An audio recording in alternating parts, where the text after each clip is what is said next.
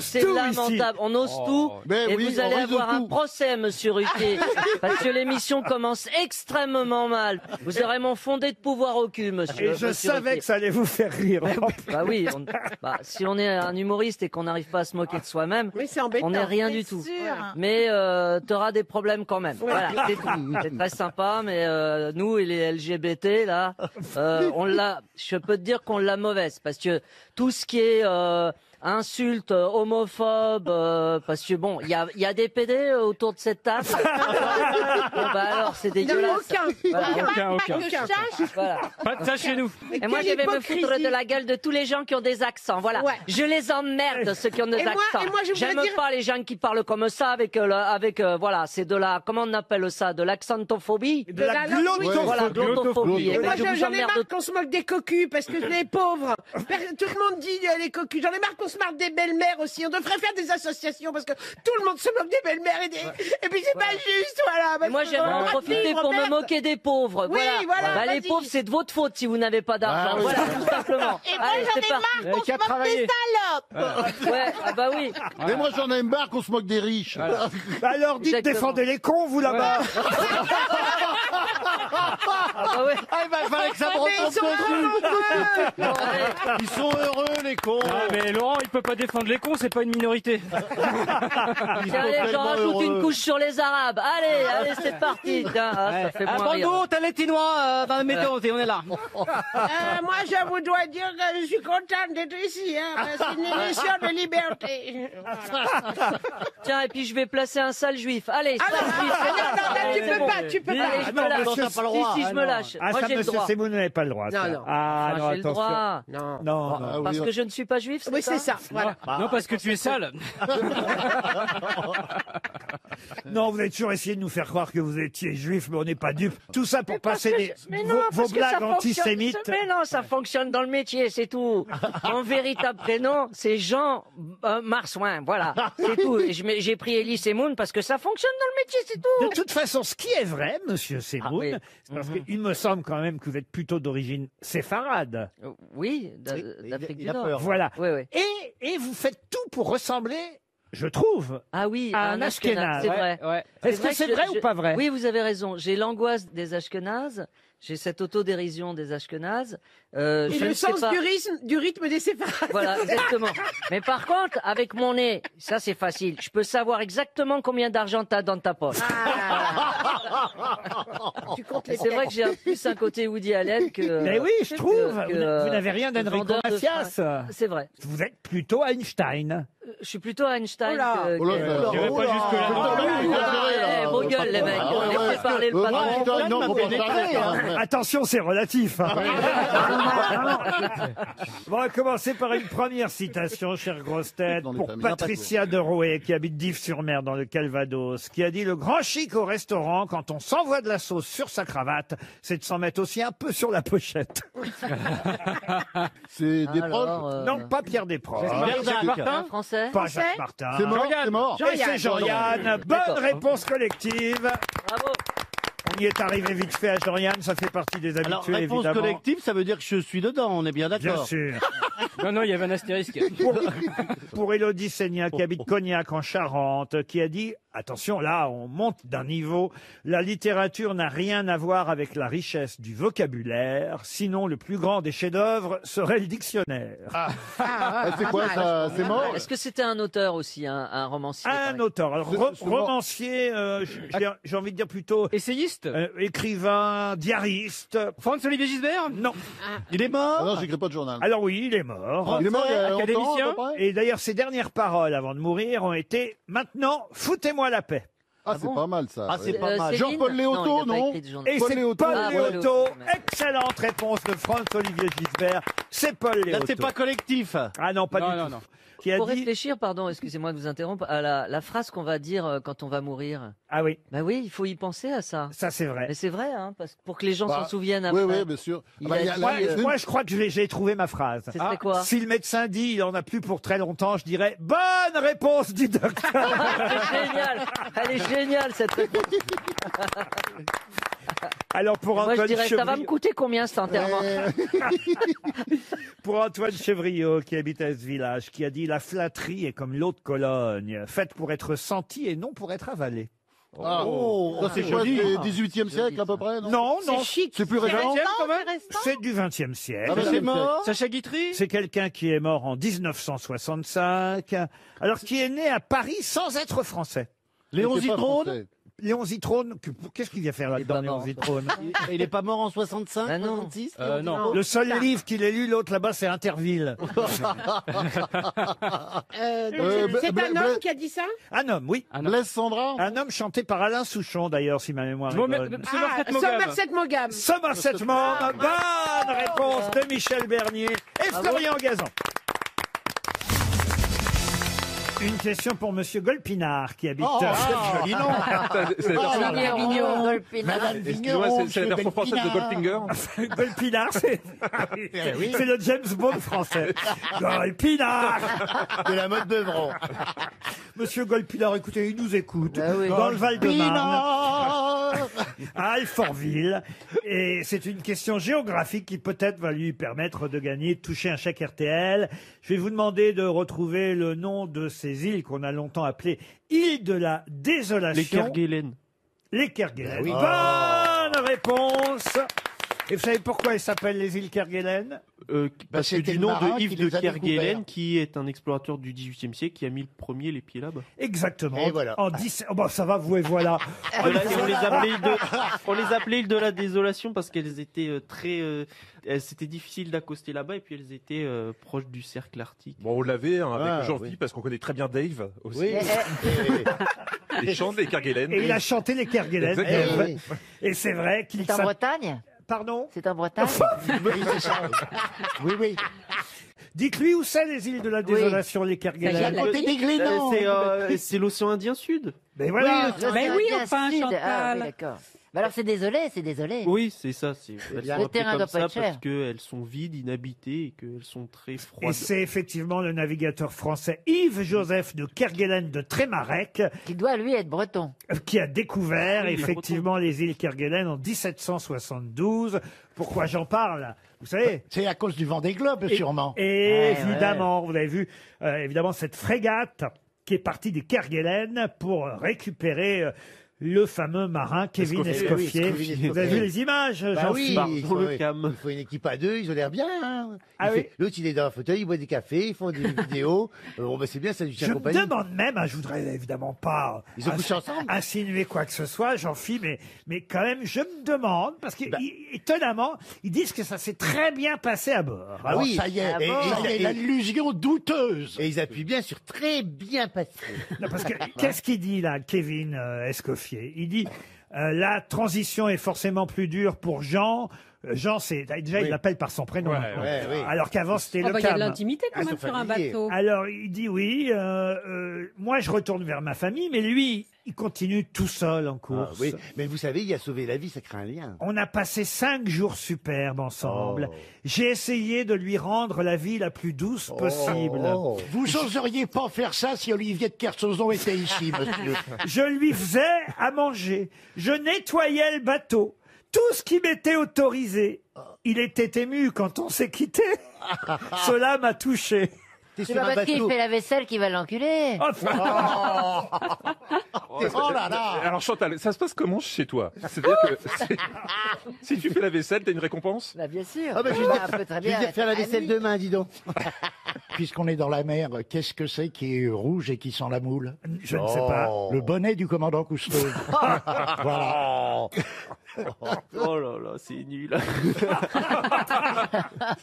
C'est un peu daté. Ah, il est sans filtre, hein, Paul Mais non, Elkarat. mais c'est- Faut que vous le sachiez. Ah, Jean-Jacques. attendez, depuis le début, c'est pas moi qui est le plus sans filtre. Vous trouvez qu'on est sans filtre ici? Bah, un peu quand même. Hein. Eh ben oui, après. Surtout Chantal. Ah, C'est- même Tu dis ça parce que déjà, t'aimes pas la non. vaisselle, c'est tout. Si, ah bah, c'est moi qui l'a fait, donc. Fais gaffe quand même, cours un peu vite. Partons à Budapest. Allez pas faire la vaisselle chez Jean-Phi, hein. Ah non, non, non. Ah, parce que là, en ce moment, j'ai beaucoup de retard de vaisselle, tu vois passer. Parce qu'il y a un problème de taille aussi, donc. Ah, il y a un ah problème bon de taille. Comment ça? Ben, un problème de taille, si je fais la vaisselle J'ai un tabouret. et que Jean-Phi fait des conneries. Ah, t'appelles ça des conneries, toi? Ouais, je fais ça des conneries. Une goutte suffit.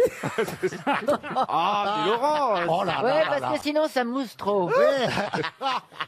Oh là là. En tout cas, la Marine nationale a récupéré Escoffier, le skipper sauvé du Vendée Globe. Et c'est vrai que c'est super quand même que pendant 5 jours. Alors, c'est que la Marine nationale a donné à Monsieur Lecam des miettes de thon à la tomate, du pâté Enaf et du chocolat pour compenser ce que l'autre marin avait À mangé manger, pendant ah bah 5 oui. jours. Ah, bah oui.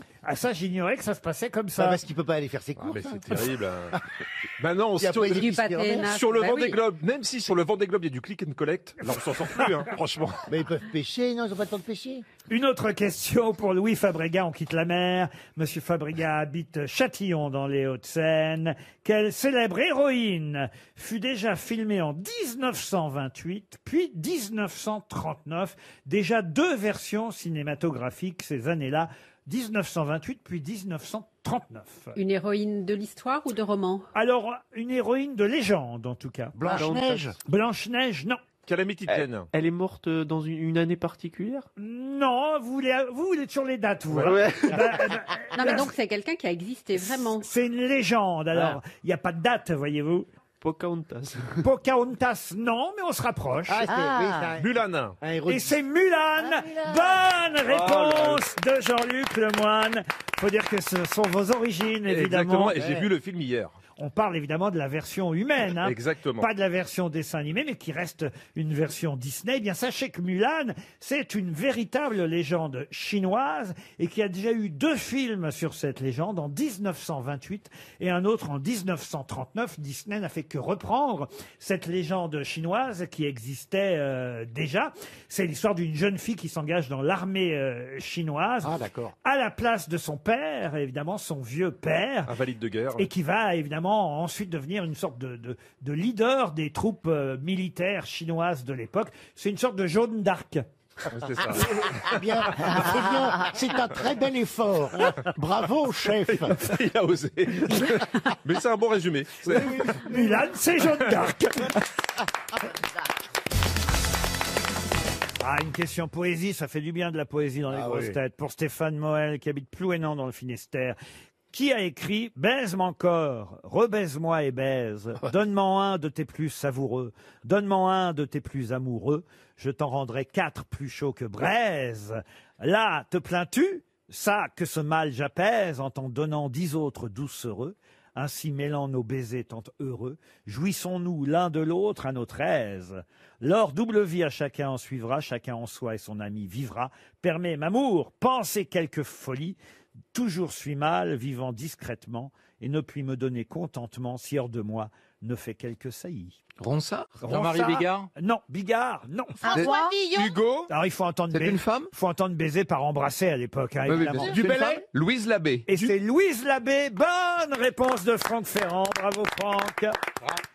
Et oui, Louise Labbé, c'est pas récent, hein. beau, hein. Vous l'aviez compris, évidemment, Louise Labbé, on est au... Des rimes en S, quoi. On est au XVIe siècle, évidemment, quand elle écrit ce poème, Louise Labbé. Je l'ai trouvé d'ailleurs dans un petit recueil qui s'appelle « Ce besoin d'aimer pour aimer », des poètes de l'amour, publié chez Gallimard. Et Louise Labbé s'y trouve en même temps que Ronsard, Apollinaire, Aragon ou Jean Genet. Une autre question, puisque vous aimez la poésie, si vous avez acheté le journal La Croix aujourd'hui en kiosque, Ah bah oui. vous aurez forcément pensé à ce poème écrit en 1942, un poème qui s'appelait au départ « Poésie et vérité ».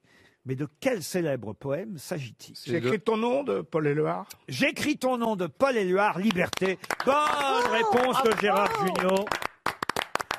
Effectivement, à la une du journal La Croix, on peut voir effectivement une pancarte, un panneau qui s'appelle « Laïcité chérie, J'écris ton nom. Ils ont remplacé évidemment liberté par laïcité, d'où cette recherche à propos de ce célèbre poème qui d'ailleurs dans un premier temps s'appelait Une seule pensée.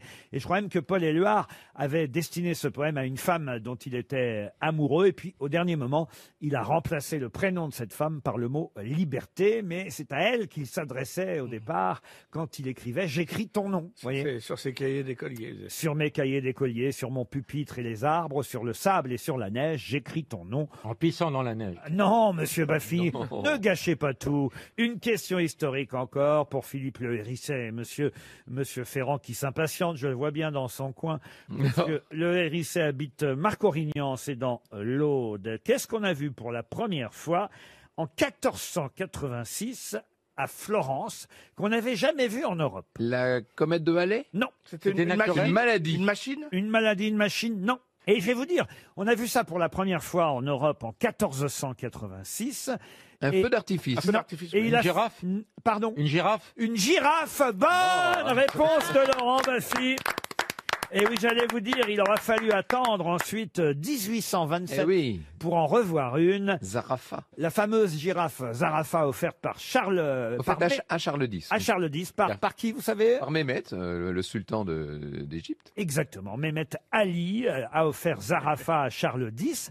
Et justement, quelques siècles avant, en 1486, même chose, c'est à Laurent de Médicis à Florence qu'on a offert d'ailleurs une girafe qu'on a appelée la girafe Médicis à l'époque. Ah, c'était pas Sophie? Non, c'était Médicis la girafe. Et c'est la première fois qu'on voyait une girafe sur le continent européen. Quelqu'un du 15e siècle qui n'a évidemment non seulement jamais vu de girafe, mais jamais vu d'image de girafe. Vous voyez la différence? Quand il voyait ça, ça devait être... C'est comme si nous, on nous montrait un dinosaure vivant, quoi. Mais pourquoi ils n'ont pas offert un couple? Comme ça, il se serait reproduit. Ouais, c'est vrai. Mais parce qu'il y en avait qu'une, non? Elle a été heureuse, Séraphine? Pas trop, non. C'est pas Séraphine, c'est Zarafa. Oh oui, c'est pareil. Oh, c'est pas pareil. Si vous l'appelez Séraphine, elle va pas vous ramener la balle. Franck, elle est morte de froid, non, la girafe? Oui, la pauvre. Zarafa, c'est la deuxième girafe qu'on a vue sur le continent européen. La première s'appelait Médicis.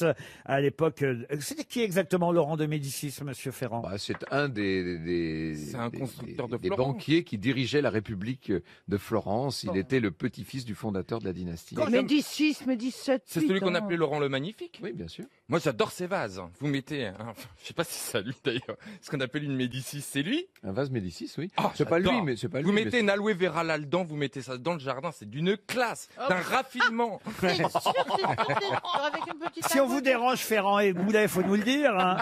On est dans nos vases. Ils sont là en train de converser tous les deux. Ils auraient jamais dû se mettre ensemble. Ça pourrit l'émission.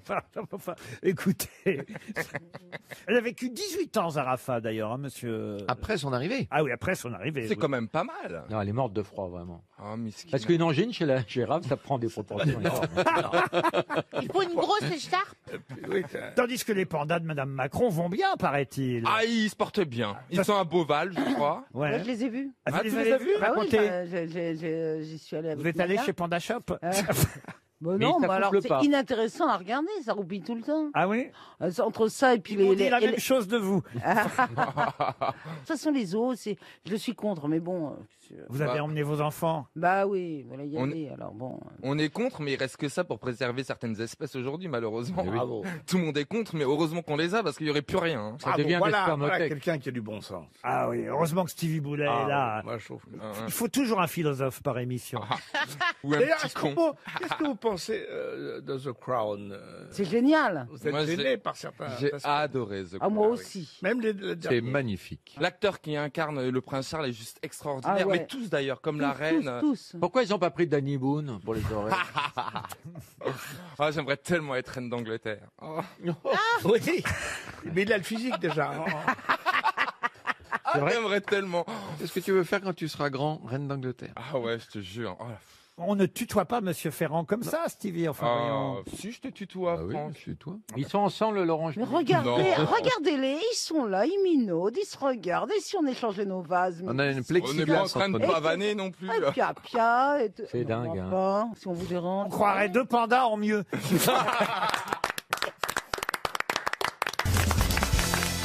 Ah, une première question qui devrait vite trouver réponse grâce à la présence de Valérie Tré... Oh là là. Attention, je vais faire attention à prononcer votre nom. Il paraît que vous avez reçu un courrier. Oui. Je prononce mal votre nom, Valérie Trierweiler. Voilà, c'est pas comme ça. Ah bon. Comment je dois dire alors? Et moi Valérie, ce sera plus simple. Mais non, mais enfin quand même, ça fait maintenant, je sais pas, 2-3 mois que je vous appelle par un mauvais Mais nom. non, mais alors. on peut le prononcer comme on veut. Trierweiler. Ça c'est non. Appelez-la Valérie. certainement. Trier. Valérie, vous devriez trouver, en tout cas, réponse à cette question, puisqu'elle concerne la vie politique et particulièrement notre président de la République, Monsieur Macron. Alors je connais moins celui-là. Qui sera en déplacement aujourd'hui, Emmanuel Macron. Ah oui, mais il est souvent dérangé. Ouais, moi, il m'énerve parce que, en fait, alors nous, on doit être confinés, on peut rien faire, on peut pas sortir, on peut pas recevoir. Lui, il fait ses fêtes. Il est président. Il fait sa petite fête de Maurice Genevoix au Panthéon avec ses copains. Lui, il fait ses fêtes. Vous avez raison, parce qu'on a voulu inviter dans l'émission le chef de l'Élysée, vous savez, qui sort un livre. Oui, Guillaume Gomez. Guillaume Gomez, et on nous a répondu non, il a trop de travail à l'Élysée en ce moment. Et voilà. Oh, d'accord. Et en plus, non, mais. Sa spécialité, c'est le Macron mariné. Ah, 2 poids 2 mesures. En tout cas, là, je vous demande La spécialité, c'est le pâté croûte. dans quelle ville Monsieur Macron se rend aujourd'hui, puisqu'il se rend dans la patrie de Robin Renucci, Christophe Alévèque et Marie-Pierre Cazet. Si vous aviez lu la presse, vous sauriez... Il va faire quoi? Oh, bah, il va visiter une usine. Il y en a encore qui marchent? Ouais. C'est pas dans Une usine, bon, en région parisienne. Ah non, c'est pas en région C'est à parisienne. Metz. Peut-être j'aurais pu vous citer, Une évidemment. usine qui fabrique des masques? Oh, des masques, non. J'aurais pu vous citer Adolphe Schneider, Eugène Schneider, Henri Schneider. C'est vers le Creusot. Le Creusot. Le Creusot. Bonne réponse de Valérie Trierweiler. Ma deuxième question concerne toujours le Creusot, que vous semblez si bien connaître, Valérie. En effet, au Creusot, il y a eu un maire célèbre. Je vais vous dire même exactement les années de son mandat. Il a été maire du Creusot entre 1833 et 1841. Alors, vous allez me dire... Monsieur Schneider. C'est loin. Non, pas Monsieur Schneider. Il a été chef comptable des forges du Creusot, ce maire. Et il a été tué dans l'explosion du bateau à vapeur, la Citis, en 1841. Mais son nom est resté à la postérité. C'est devenu un nom commun? C'est devenu un nom commun. Comment s'appelait le maire du Creusot, dont le nom est passé à la postérité, et qui était aussi, c'est important, chef comptable des forges du Creusot? Donc, il a donné son nom à un fusil, genre le chasse-peau ou un truc comme ça? Un fusil, non. À une casserole? Une casserole, non. C'est le creuset, la casserole. Vous confondez le creuset et le Creusot. Oui.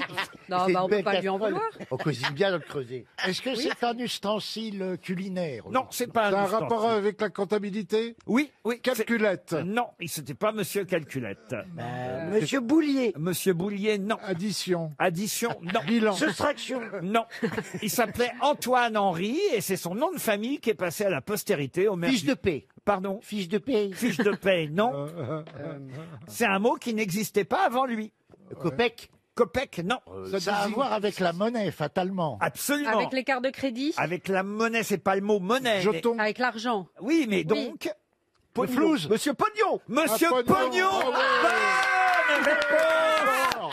Bonne réponse de Philippe Manœuvre. C'est Et ça incroyable. n'existait pas le mot pognon avant. Le mot non, pognon c'est génial. n'existait pas avant. Antoine-Henri Pognon, chef comptable des forges du Creusot, maire du Creusot, a laissé son nom à la postérité, car le mot argotique pognon vient de lui. Ah, Vous savez, moi, quand je mourrai, j'enseigne, ça voudra dire un bel homosexuel. Mais c'est génial, c'est comme poubelle, guillotine, frigo. c'est génial. Monsieur Pognon, maire du Creusot, et je trouve ça formidable Ouais, quand c'est même génial. Oui, savoir. que Monsieur Macron aille dans la ville de Pognon aujourd'hui.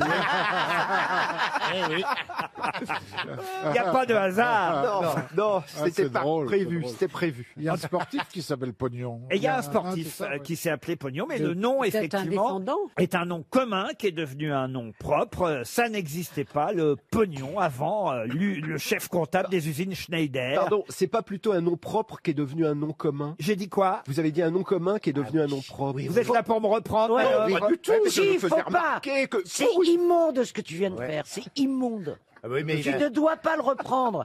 Même s'il se trompe, tu dis oui, c'est comme ça. Tout le monde Alors avait que moi, un peu Druquier, j'en reprendrais bien. Hein. Tout le monde avait compris. D'ailleurs, vous, Manœuvre, c'est votre nom qui a... Non. T'avais quelqu'un de militaire dans ta famille? Bon, il faut, écoutez, moi, Manœuvre, enfin, c'est bon, voilà.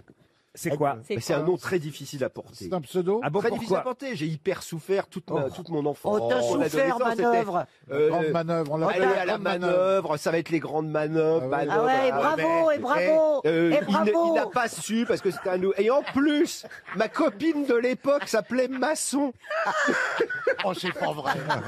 On était assis côte à côte, le Manœuvre et le Maçon. On a eu des- Ah, ça c'est. on a eu des Et moi blagues. j'étais à l'école avec Carl Zéro. Bravo, zéro. Zéro, Coca Tango. Non mais bravo, c'est positif, c'est bien. Ouais, mais enfin quand. Quand tu vois la fille, c'est décevant. Alors que Trier-Valère, il y en a qui savent toujours pas le prononcer après 3 mois d'émission. C'est un pseudo, hein, bravo. Hein. Ouais, bah oui. Elle s'appelle Ouh au départ. Une autre. Mais Monsieur Pognon, en tout cas, maire du Creusot dans les années 1840, a laissé son nom à l'argot et à la postérité. Ouais. Une question pour Isabelle Gatou, qui habite Paris 11e. Question qui concerne un duel qui eut lieu l'été 1835 et qui opposait Joseph Chouinard à qui? C'est ça ma question. En quelle année? 1835. Adolphe Thiers, non. Sur une question d'idée ou de femme? Ah, une femme. C'est une femme qui, effectivement, était l'objet du conflit. C'est pas Clémenceau. Pouchkine, non. Son opposant était beaucoup plus connu que Chouinard. Alors, vous avez Armand raison. Carrel. Armand Carrel, non. Quelqu'un qui était né, tiens, le 24 décembre 1809 et qui est mort en mai 1860. Jésus. Non, qui est mort 1870 Jésus en duel. 1870, il est mort Oh, avec une croix alors. Il a perdu. Excusez-moi, il est mort en Oh, 1870. ça va vous, hein, dis donc. pardon. Je prends mon temps, monsieur Elkarat. Pardon, mais non, mais parce qu'on fait que rigoler là. Bah, c'est un peu le principe. Il est mort en 70 Il est mort en 1868. MacMahon. MacMahon, non. Non, mais vous posez pas les bonnes questions. C'était Il une n'était pas femme. français. Pardon. Il n'était pas français. Il n'était pas français. Ah oui, oui, oui. Joseph c'est- Chouinard, lui, était d'origine française. C'est mais Andrew Johnson. Andrew Johnson, non, mais pas son adversaire à Chouinard. Il était européen. Européen, non. Américain, Américain, oui. oui, il est américain. Ah bah, Captain America. Bah, c'est Lincoln. Lincoln, non. C'est un président des États-Unis. Ah non, pas un président des États-Unis. Le duel a eu lieu à cheval. Les deux hommes chargeaient pistolet au poing. Et le tir de celui qu'on cherche a arraché le pouce de Chouinard, qui donc a chouiné. Il m'a le visé quand même. Hein. C'est Buffalo Bill. Non, pas Buffalo Bill, mais on se rapproche. Ah oui, je sais qui c'est. Voyator. Kit Carson. C'est Kit Carson. Ah ben voilà. Bonne réponse de Jean-Jacques Perroni et Paul Elkarat.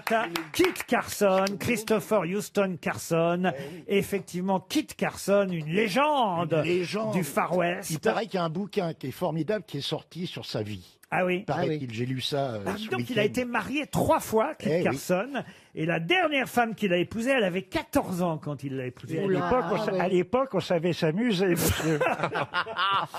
Il n'y avait pas la télévision, ça ouvrait des horizons. Mais lui, il avait quel âge quand il s'est marié à une fille de 14 ans? Ah ben, on est en Troisième mariage, il devait pas être tout jeune, hein. 1841, alors il devait avoir Il avait 32 ans. une trentaine 32 d'années. ans. Voilà, Ah ouais. 32 ans. Et merci pour les calculs. Vous voulez pas passer à la comptabilité parce qu'ils sont longs à faire nos payes. Il a connu, comment il s'appelle, Daniel Boone, celui qui a donné son nom à notre... Non, pas trop. Ah si. Bah, à 1820, il est mort, Daniel Boone, il avait 11 ans, Kit Carson. Comment vous Et contredit? alors? Il s'est bien marié avec une fille de 14 ans. Alors il aurait pu. lui Il faire- avait 11 ans quand il est mort, quand même, hein, donc ça bah. m'étonnerait, mais bon. Non, la famille... Bon, d'accord, il a raison. D'accord. Faut que je fasse gaffe à tout ce que je Ouais, dis. ouais, là, j'ai l'impression. hein, ça- La famille Carson... Ah bah avant, quand il n'y avait que nous, c'était l'autoroute pour vous, Laurent. Maintenant, faut faire gaffe. L'autoroute L'autoroute du soleil. La famille, oui, maintenant je fais attention à tout. J'ai un radar maintenant. Voilà, c'est ça. C'est décortiqué. La famille Carson s'est installée dans le Missouri après avoir reçu une proposition des enfants de Daniel Boone. C'est déjà mieux. Oh bah je vous en prie, dites donc vous. hein. Mais c'était qui Daniel Boone alors? Et c'est Oh. c'est l'un des premiers pionniers américains qui a tracé les routes vers l'ouest. Ah d'accord. Voilà, Et c'est à lui qu'a emprunté Danny Boone son pseudo. C'est vrai, Si, c'est vrai, absolument, parce que Danny Boone était fan de Daniel Boone. Il a pris ce Sans le E à la fin. ce pseudonyme. Sans le E à la fin. Et d'ailleurs, les familles Boone et Carson sont devenues les meilleurs amis du monde. Et quelques mariages ont scellé cette amitié entre les deux familles. Mais vous avez raison, c'est vrai que le vrai Boone qu'on connaît était de la génération d'avant de Carson. Mais il n'empêche que les deux familles, vous voyez, se sont unifiées, réunies entre trappeurs et trappeuses. Oui, trappeurs, c'est ça. Entre rappeurs. Entre rappeurs, tu fais des chansons. Entre rappeurs, en trappeurs. Un trappeur, oui, bah, ils ont le droit d'avoir des loisirs. hein. D'ailleurs, c'est pas comment il s'appelle, MC Solar, qui avait fait un album qui s'appelait Far West. Si, enfin, il y avait quelque chose. Oui. Il y avait une chanson sur le Far West. Ah oui, nouveau western. ou un truc Oui, comme nouveau ça. western, C'est exactement. quand il était avec Ophélie Winter, non? Ophélie Winter. Et Johnny Hallyday avait quelque chose en moi de Tennessee. Quel rapport? Aucun. Merci Chantal pour cette précision. Une question pour Monsieur Stéphane Béag qui habite Esne dans le Pas-de-Calais. Alors là, la question va être simple pour les littéraires que vous êtes. Ah, enfin. Puisqu'il s'agit de retrouver l'œuvre la plus célèbre dans la littérature chinoise. Comment s'appelle ce livre? Chinoise, vous avez dit, hein? Oui, c'est le plus Donc, grand Kamasutra? le plus grand livre le plus grand classique de la littérature Donc, chinoise. écrit par un Chinois. c'est un Le penseur. petit livre rouge. C'est un penseur? Alors Oui. non, c'est pas le petit. C'est pas le livre. Tao King L'art de la de guerre Lao Tzu. C'est L'art pas le de Tao la King. l'art de la guerre. Non, C'est pas le Tao King de Lao Menu, Tzu. menu B6 non. Confucius. C'est un livre de Confucius C'est un alors. Confucius. Ce n'est pas un livre de Confucius. Le manuel du Qigong. Ah oui. Non, pas du tout. La Nème volante. Est-ce que c'est un roman déjà? C'est un roman, bien sûr. Ah, c'est un roman. Alors, est-ce que ça a été C'est une des évidemment- fiertés de la Chine, évidemment. Euh, Un des chefs-d'œuvre de la littérature Comment on a niqué les chinoise, Juifs dans le sentier? si ce n'est le plus prestigieux. C'est assez récent, non? On est là entre 1723 et 1764. Ah Et oui, c'est c'est écrit assez par un Chinois, évidemment. Ah, Ah oui, évidemment. c'est une histoire de guerre. Ah, une histoire de guerre, Oui, non. oui. On est au XVIIIe siècle. hein. C'est le Budapest? Non, c'est un miroir de la société chinoise du XVIIIe siècle. Pékin Express? Non, non. Parce que ça se lit très vite. Hein.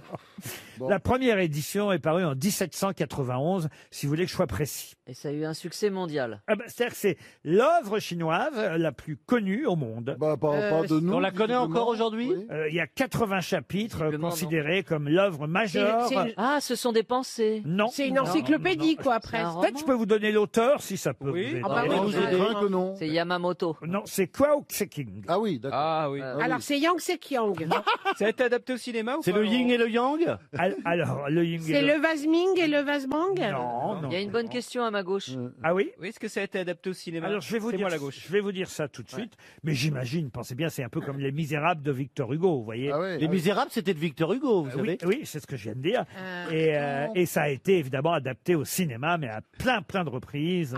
Ça serait comme les Misérables. Ah, la fiancée de Shanghai? Ça a été Adapté ou pas? adapté en 44 par Bu Wangkang, adapté en 62 par Sen Fan, adapté en 77 par Li Yanxiang Ah, que des réalisateurs américains. et par Ivy Lingpo en 78. Est-ce qu'il y a C'est des pas le- batailles, le sabre de je ne sais quoi, enfin, Ça existe il y a en, des gens qui- en bande dessinée. Le dernier samouraï? Le dragon. Ça a été traduit en 27 langues. Waouh. Si vous voulez, c'est la comédie humaine de Balzac, vous voyez, on peut comparer ça, mais version chinoise. Est-ce qu'il y a des combats, des combats, non, non, non. Est-ce non. qu'il y a une héroïne particulière Oh bah alors des tas de personnages, vous voulez que je vous donne les noms des Non, mais il y en a personnages un c'est un peu érotique, non Il y a le mot montagne dans le titre? Le mot montagne, non. Alors moi j'ai le titre en français. Est-ce que ça ne serait pas la flûte enchantée? Oh, pff, non. N'importe Bien sûr.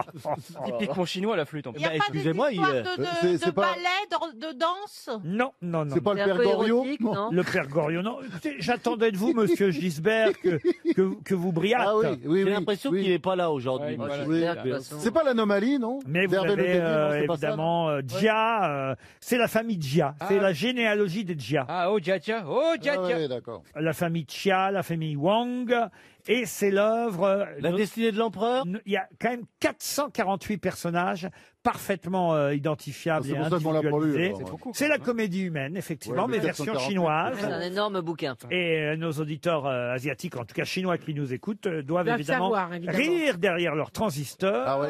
On a honte. Eh oui, vous pouvez avoir On a honte. honte. Mais dit le Excuse. petit livre rouge, il y a au moins un point commun avec le petit C'est livre rouge, la montagne rouge. C'est le mot rouge. La vallée Donc rouge. c'est le C'est le Yangtze dragon Kiang. La vallée rouge. Le dragon Le rouge. fleuve rouge. Le fleuve rouge. Fleuve rouge. Le dragon rouge, le fleuve rouge, non. Est-ce qu'il y a le mot dragon dedans? Non, mais rouge, La oui. maison rouge, la ville rouge. Ah, on se rapproche. La vie en rouge. le temple La maison rouge, la ferme rouge. Le temple rouge. cité Le temple rouge. rouge, oui, la cité rouge. Il n'y a pas de soleil?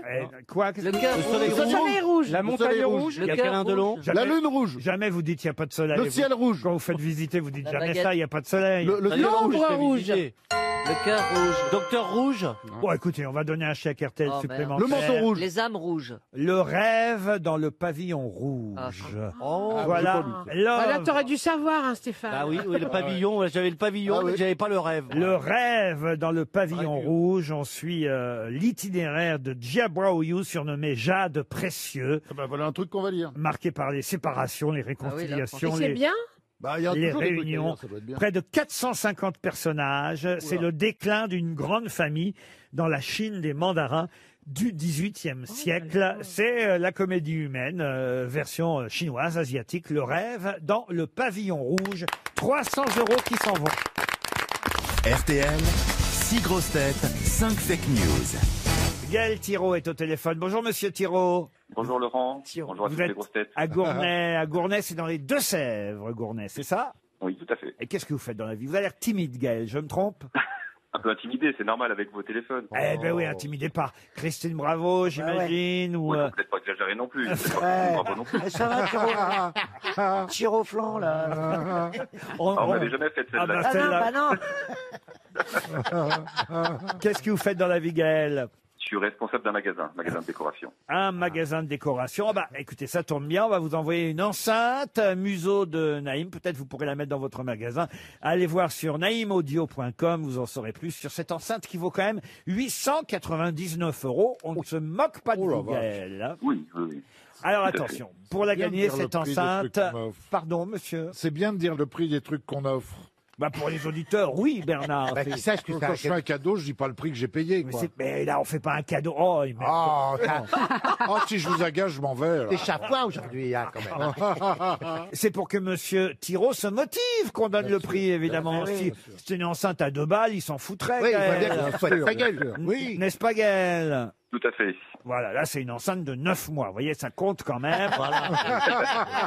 Il faut choisir parmi mes grosses têtes qui dit la vérité. 6 infos, 5 fake news, une seule info vraie. C'est parti, on commence par Bernard Mabille. Campagne de vaccination en Grande-Bretagne. La reine a été vaccinée ce matin. L'infirmier qui lui a fait la piqûre dans les fesses a été décoré de l'Ordre national du mérite. Christine Bravo. Pour expliquer les mauvais chiffres des contaminations, le professeur Salomon, directeur général de la santé, a dit hier que c'était de notre faute parce qu'on restait trop à l'intérieur. Tous ceux qui pensent qu'ils se foutent de notre gueule sont invités chez moi à Noël pour un réveillon à 60 autour de la table. Valérie Trierweiler. Lors de son procès, Nicolas Sarkozy, qui utilisait un téléphone sous une fausse identité pour communiquer avec son avocat afin d'éviter toute écoute, a déclaré hier « J'étais à 100 milliards de lieux de penser qu'on faisait quelque chose qu'on n'avait pas le droit de faire. Hein. » Philippe Manœuvre. Alors écoutez-moi bien Gaël, il faut quand même savoir que le fait que le débat entre Raymond Aron et Michel Foucault dans Libération ait été 50 ans plus tard remplacé par un débat entre Matt Pokora et Aya Nakamura sur Twitter devrait inciter les scientifiques à laisser tomber la pandémie et nous laisser bouffer à plus de 6 à table. Jean-Jacques Perroni. Le Conseil scientifique de la santé vous autorise à être plus de 6 à table si vous invitez Michael Schumacher, Michel Drucker, Romain Grosjean, Rick Azaray et Lynn Renault. Car statistiquement, ça vous laisse plus de chance. Et on termine par Jean-Philippe Janssen. Oui, attention, d'après de nombreux spécialistes, la date du déconfinement pourrait être repoussée. Olivier Véran et le docteur Delfrécy proposent la Saint-Glinglin comme prochaine date d'espoir.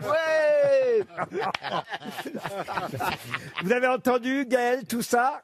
J'ai tout entendu. Il y a des belles affirmations, c'est assez bizarre quand même. Alors, à votre avis? On va procéder vers l'élimination. Je pense que Jean-Jacques Perroni, effectivement, avec toutes ces personnes dans le coma, je pense pas que ça va être réaliste. Bon, on oublie. Ensuite. Philippe Manœuvre, on va éliminer de suite. Vous éliminez Manœuvre, ok. Bernard Mabille, bon, bah, effectivement, que la personne aurait pu être décorée, mais je pense pas que c'était le cas tout de même. D'accord. Et en plus, je crois que la reine n'a pas été vaccinée pas encore. parce qu'elle ne voulait pas être prioritaire par rapport à ses sujets. Jean-Philippe Janssen, repoussé jusqu'à la fin de Glinglin. Bon, c'est une petite formule de, voilà. Et j'en profite pour souhaiter un bon anniversaire à Jean-Philippe. Merci, c'est joli, merci. Il a 47 ans, 47 ans. Ta gueule. Exactement. Christine Bravo, aller passer un Noël à 60 chez Christine, contamination ou pas, bon, on va peut-être pas non plus exagérer. Non, mais en revanche, quand même, il faut quand même saluer le fait que le professeur Salomon ait bien déclaré, ça s'invente pas quand même, que s'il y a plus de contamination en ce moment, c'est à cause des températures, du fait que ce soit l'hiver, et je le cite, le mercure a chuté ces derniers jours, nous poussant à nous retrancher dans des endroits clos. Alors là, quand même, il est costaud, parce que l'été, il fait chaud. Il faut quand même pas se foutre de notre gueule. Si on Maintenant, on nous reproche de rester à la maison. Si on l'écoutait, on irait coucher dans la rue. Attends, mais quand même, Après les grands-parents dans la cuisine pour la bûche. faut quand même le faire. C'est quand il fait froid qu'on voit que les congères. Quand est-ce qu'ils vont se taire tous? C'est pas possible quand même de dire un truc pareil. Mais ça ne s'arrêtera jamais. Ah non, mais de nous dire que c'est de notre faute parce que maintenant on est retranché chez nous, faut quand même le faire.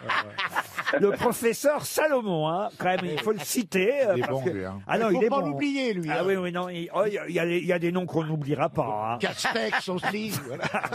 Alors, il vous reste qui? Eh ben, il reste la plus sérieuse de l'émission. Je crois que c'est Valérie.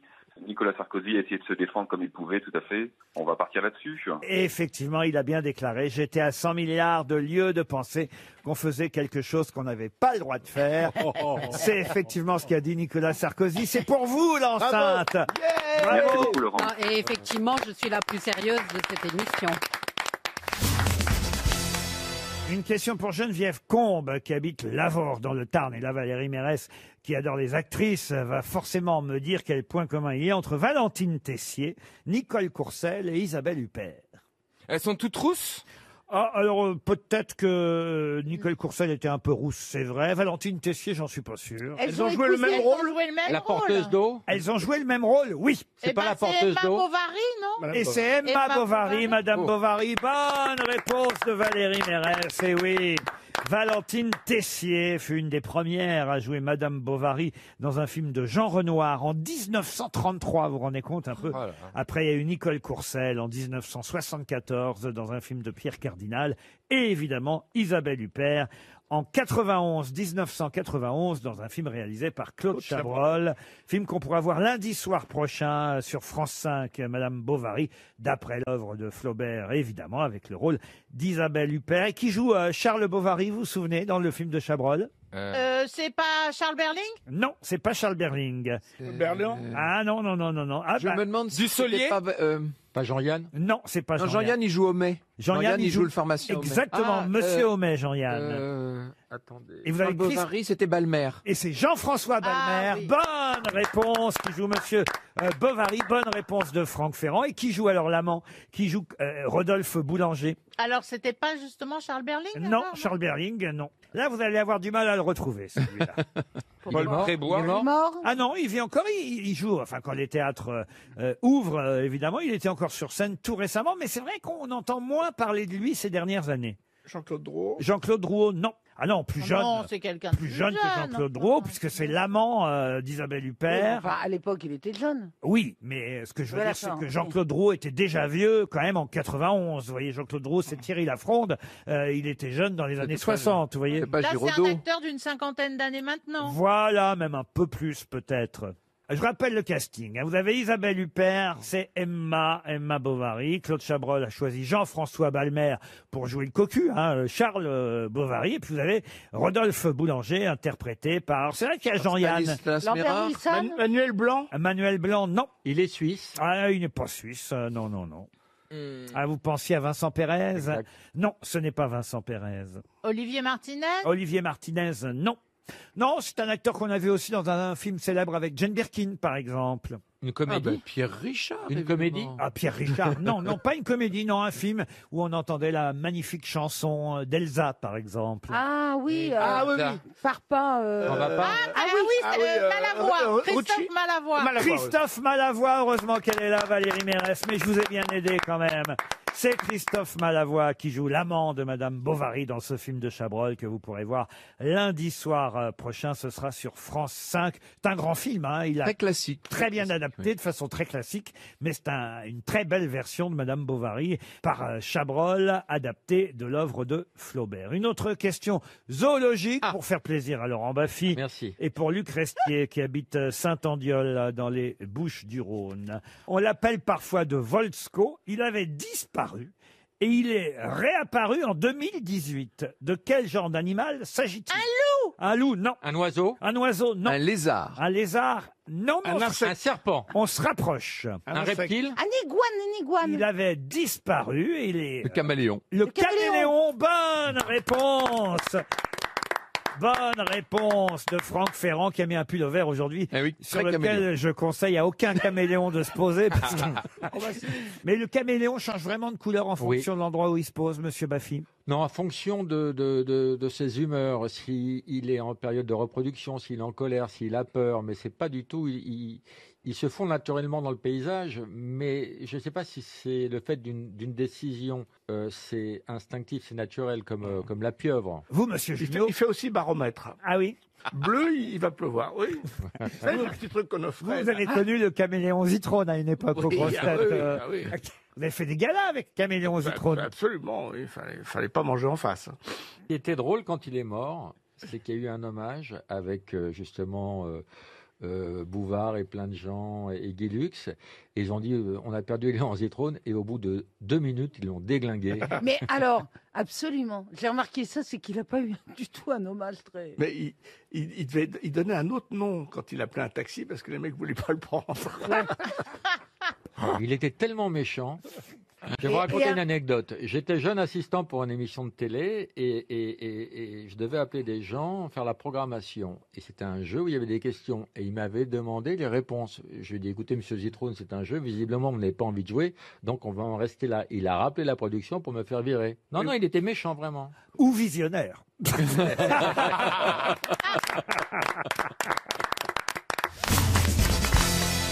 L'éducation nationale, à un moment donné, a interdit ce vers d'une poésie.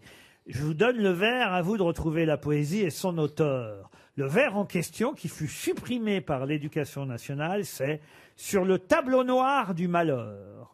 De quel poème et de quel auteur s'agit-il? Baudelaire?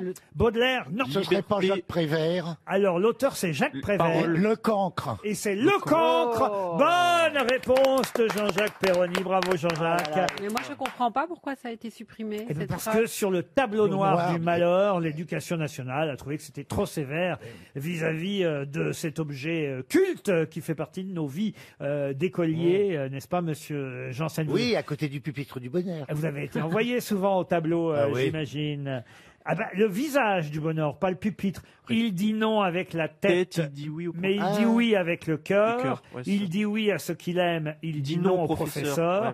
Il est debout, on le questionne, et tous les problèmes sont posés. Soudain, le fou rire le prend, et il efface tous les chiffres et les mots, les dates et les noms, les phrases et les pièges, et malgré les menaces du maître, sous les huées des enfants prodiges, avec des craies de toutes les couleurs, sur le tableau noir du malheur, il dessine le visage du bonheur. C'est de Jacques Prévert. Mais et- comment ils se sont débrouillés s'ils ont enlevé ce verre? Parce qu'il n'y avait plus rien qui rimait à la fin. Ils ont mis un truc avec beurre. Non, non, mais maintenant ils ont mis sous les huées des enfants prodiges avec des craies de toutes les couleurs. Sur le tableau noir de Jean-Michel Blanquer, il dessine le visage du bonheur. C'est une bonne réponse de monsieur Perroni en tout cas. Vous avez vu qu'il y a un loup fugitif en Charente. Oui. Faut faire attention à notre amie Valérie Mérès si elle se promène en forêt. Un loup qui s'est sauvé, hein, il faut bien le dire, d'un refuge privé à Fontenay-Rohan, Rohan dans les Deux-Sèvres. Il aurait été vu en Charente Charente-Maritime. Il faut dire qu'il y a eu 3 attaques de troupeaux. C'est les Deux-Sèvres de Monsieur Seguin. Et évidemment, ce loup qui va être chassé, peut-être abattu, m'a fait Non, penser... faut pas l'abattre, ils vont le piquer, ils vont lui envoyer des... Je sais pas ce qu'ils vont faire du loup, mais Faut en tout qu'il cas... l'hypnotise, qu'il l'endorme et qu'il le ramasse. C'est ça, il faut appeler Mesmer, t'as raison. Ça me fait penser en tout cas à une autre poésie, puisqu'on est dans la poésie et qu'on aime ça, nous ici aux grosses têtes. On est des grands poètes. Oh putain, chier, merde, oui. Hein. Moi, j'aime bien maintenant, mais je détestais au moment de l'école, quand il fallait le moment où il fallait raconter sa poésie devant tout le monde, monter au tableau. Et ben, j'avais le trac, tout ça. Et parce que la maîtresse, elle était pas indulgente, elle était méchante. Hein, Qu'est-ce que vous appreniez comme poésie, vous, monsieur Janssen? Je me souviens que d'une qui m'en vient comme ça, c'est l'allégorie du pélican. Allez-y. Ah non, je me souviens. D'Édouard Balladur. Non, de mémoire, c'est pas Musset, Alfred de Musset. Alfred de Musset, peut-être. Ouais, voilà. Et quand j'ai fini cette poésie, ça m'a marqué. Hein. Et ben, je me suis fait pipi dessus. J'ai été humilié à vie. Hein. Oui. Ah bah oui. Et depuis, il va sur scène Et ses problèmes se sont bien réglés. Et on rappelle, il fait pipi dessus. Non, il pisse dans un violon. C'est pour ça qu'il achète jamais de stylo pélican, il a peur que ça fuite. Bon, dites, mon poème, là, sur la mort du loup, évidemment. Qui l'a signé? C'est ça ma question, évidemment. Le loup vient et s'assied, les 2 jambes dressées par leurs ongles crochus dans le sable enfoncé. Il s'est jugé perdu, puisqu'il était surpris. Sa retraite coupée et tous ses chemins pris. Alors il a saisi dans sa gueule brûlante du chien le plus hardi la gorge pantelante et n'a pas desserré ses mâchoires de fer malgré nos coups de feu qui traversaient sa chair et nos couteaux aigus qui comme des tenailles se croisaient en plongeant dans ses larges entrailles jusqu'au dernier moment où le chien étranglé mort longtemps avant lui sous ses pieds à rouler. Alors, qui a écrit La mort du loup? Alfred de Musset? Non. Maurice Genevoix. Maurice Genevoix, non. On est à quel siècle? Le 19e? Non. C'est un poème qui date de 1843. Un Français? Philippe Lafontaine. Ah oui, un Français. Et il est né quand? Il est né en 1797 à Loches et il est mort en 1863. Ah oui, c'est Alfred de Vigny. Bonne réponse de Paul Elkarat. C'est Alfred de Vigny. Tiens, puisqu'on était dans les livres, pour Marilyn Francette-Rondier, qui habite Villerest dans la Loire, pouvez-vous me dire, qui a écrit L'Ange et la Bête, qui sortira le 14 janvier prochain. L'Ange et la Bête. C'est un livre politique. Un livre politique, oui. C'est donc un journaliste. Alors un journaliste, non. Un homme politique. Et je ne suis pas certain que les libraires vont bien l'exposer, ce livre, L'Ange et la Bête. C'est quelqu'un du Front National? Ah non. En tout cas, moi, je serai libraire, je vais vous dire. Voilà. Quand je verrai arriver ce livre, L'Ange et la Bête, je le planquerai, le livre. C'est Blanquer. Pardon? C'est pas le ministre de l'Éducation nationale, Blanquer? Non, pas le ministre de l'Éducation C'est Monsieur Salomon. Monsieur Salomon, non. Darmanin? Darmanin, non. Véran. Olivier Véran, non. Monsieur Castaner. Monsieur Castaner, non plus. Bon, alors, il n'est pas en exercice, votre mec. Ah si, d'abord, c'est pas mon mec. Donc c'est un mec, déjà? C'est un homme, effectivement, qui a écrit L'Ange et la Bête, qui sortira dans la collection blanche de Gallimard, le 14 janvier prochain. Bon, alors est-ce que... C'est quelqu'un qui a été condamné pour quelque chose récemment. Et si vous aviez lu, évidemment, Paris Match, parce que Paris Match, pardon, chère Valérie De quel journal Travailleur, parlez-vous? je parle de votre ancien journal, eh bien, il est dès aujourd'hui en kiosque, Oui, Paris mais moi, Match. vous savez, les anciens jobs, les anciens mecs, ça m'intéresse plus. Je vais de l'avant. Je suis votre futur, chère Valérie. Exactement. En tout cas, mon présent. Le calendrier de l'Avent. Il est vivant ou il est mort récemment? Ah non, il est vivant. C'est le premier roman de Macron que Brigitte gardait dans un tiroir. Ah non, mais c'est vrai qu'il y a un roman d'Emmanuel Macron dans un tiroir. Voilà, il paraît, que Brigitte. Mais alors, si les libraires le planquent, c'est parce qu'ils ont peur de se faire agresser? Non, mais moi, si j'étais libraire, oui, mais je serais un peu revanchard. Ah, c'est quelqu'un d'Amazon. C'est le patron d'Amazon, Jeff Bezos. Non, Le mec qui a fermé les librairies. Oui, voilà, c'est c'est ça. Et ben alors, celui qui a fermé les boutiques. Roselyne, hein. Le maire, Bruno Le Maire. Bruno Le Maire, bonne réponse de Valérie Qui a déjà écrit plusieurs romans. Ouais. C'est le seul écrivain du gouvernement. Oui. Bruno Le Avec Maire, ministre de l'économie et des finances. Et c'est quand même lui qui a fermé les Oui. libraires. Moi, je l'adore, ce gars. Je sais pas pourquoi, j'aime ce mec. Parce qu'il va rouvrir la Seine pour votre bateau, Eh peut-être. ben oui, par exemple. Non, mais je l'aime bien quand je le vois. Je le trouve cohérent, je le trouve Ah oui. sérieux. Ah oui, Il ah me oui. plaît, ce gars. Bah, m'attrape pas, moi, je te dis rien. Bon, bah alors fais pas. Ah ouais. Il est ah très ouais. cultivé. Eh ben, vous Ah lirez. oui, ça se voit, il est intelligent. Il a l'air de se démener. Il avait écrit un roman un peu hot. Oui. Hein, Oui, oui. avec Pauline. Avec Pauline, des Voilà. fantasmes. Ah oui, des fantasmes. Bah, là, ça s'appelle L'Ange et la Bête. Il n'y a rien de hot là-dedans. Ah bah, je sais pas, vous l'avez lu Vous l'avez lu? C'est pas l'ange et la bite hein. Non, c'est non, c'est les coulisses de son action à Bercy. Ah ouais, non, Ah oui, là, c'est- Si ça va être passionnant. mais c'est quand même chez Gallimard dans la collection blanche. Collection blanche de Gallimard, chronique littéraire de son action à Bercy. C'est un ministre écrivain qui renoue avec un genre dans lequel sa plume excelle, le récit du pouvoir. Effectivement, j'ai hâte de voir comment les libraires vont accueillir le livre de Bruno Le Maire qui avait fermé leurs établissements. Mais je veux dire, le libraire, il prend 30% sur le bouquin, alors il s'en fout. Hein, je veux dire, du moment qu'il le vend, il est content. Hein. Ah oui? Ah bah, il prend plus que l'auteur. Le libraire? Oui, Ah oui, oui, oui. Évidemment. Oui. 30%. Non, du mais on dit pas livre. assez que les auteurs ne gagnent pas grand-chose sur un C'est livre. dégueulasse, oui. Enfin, je dis... Non, mais parce que les gens, j'écris pas. les gens savent pas. Vous vendez un livre Non, mais en revanche, vous devriez ouvrir une librairie. sur un livre à 20 €, un auteur va gagner 2,50 €. Et le libraire... Et le libraire, il gagne 30%. Et Ouais. c'est entre le distributeur, entre L'imprimeur, le distributeur. Voilà.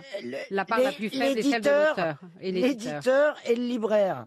Alors, tu crois que le libraire... Je vais vous dire un truc. Hein, quand il a un best-seller, le libraire, hein, il les met en tas... Ah bah vous devez être l'idole des libraires, vous alors. Ah oui, bah oui. Travailleur. En tête de gondole. Tu crois que ça les emmerde à la une ou dans les La une, librairies c'est fermé. Hein, Oui, c'est bah fermé. oui, bon, bah j'y vais toujours, figure-toi.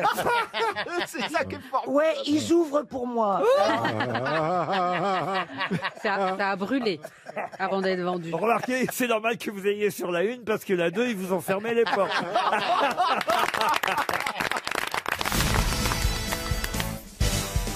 Ah, hommage à Robert Castel, d'abord parce qu'il fut grosse tête pendant des années. Moi, je me souviens, dans les années 80, j'entendais déjà Robert Castel ici aux grosses têtes qui disait « On n'a rien touché, rien touché ». Ah, c'était son leitmotiv en tant que rapatrié d'Algérie. On n'a rien touché. Et évidemment, on se souvient des sketchs avec Lucette Saluquet dans les émissions des Carpentiers à l'époque. Surtout quand Enrico Macias, évidemment, était le chanteur consacré numéro 1. C'est eux qui faisaient les intermèdes, comme on dit, les petits sketchs. Chez Guy Lux aussi, Robert Castel. Eh oui. Et Lucette Saluquet. Puis Saluquet. oui, il fallait pas prononcer le L, mais il y a un L. Hein, Ah bon? oui, J'ai toujours cru que c'était ça. Quoi. Non, Ah c'est oui, moi aussi. Saluquet, ou Salruquier, si vous voulez dire. Mais... mais en tout cas, ils étaient mariés. Hélas, elle est décédée dans les années 80. Lui, il a fait carrière en tant qu'acteur seul aussi, hein, dans quelques films, des seconds rôles, même des troisièmes rôles. Mais Et il faisait il faisait le flic dans les Sun Chéri. Ah oui. Rappelez-vous, Mme Lagarde. Et dans Dupont-la-Joie, il était formidable. Ah oui, Dupont-la-Joie. Dans c'est vrai. Vos gueules les mouettes, Formidable. il avait le restaurant qui s'appelait à la crêpe d'Alger. La crêpe d'Alger, exactement. Ouais.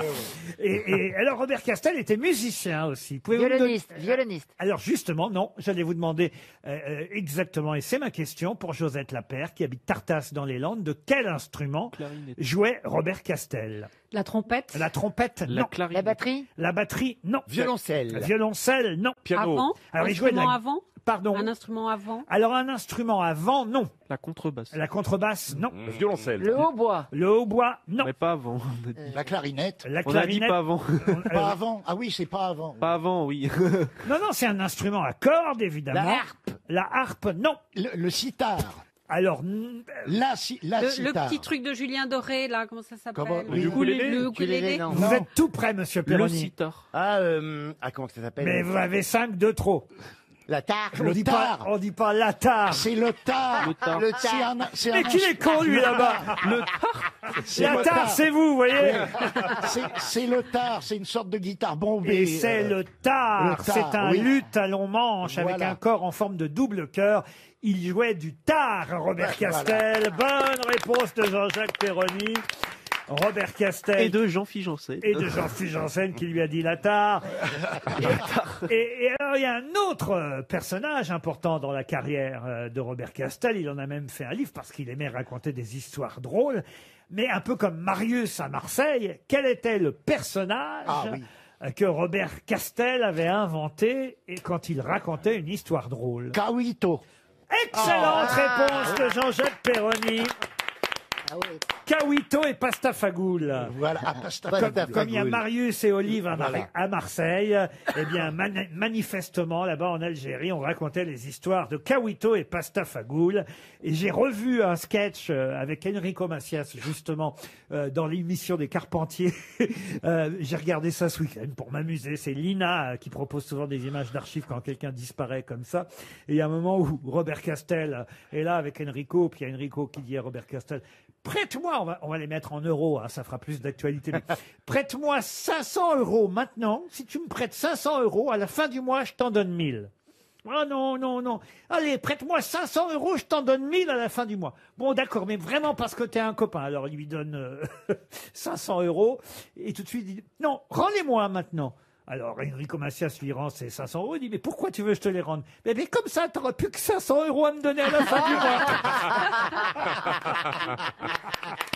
C'est génial, quand même.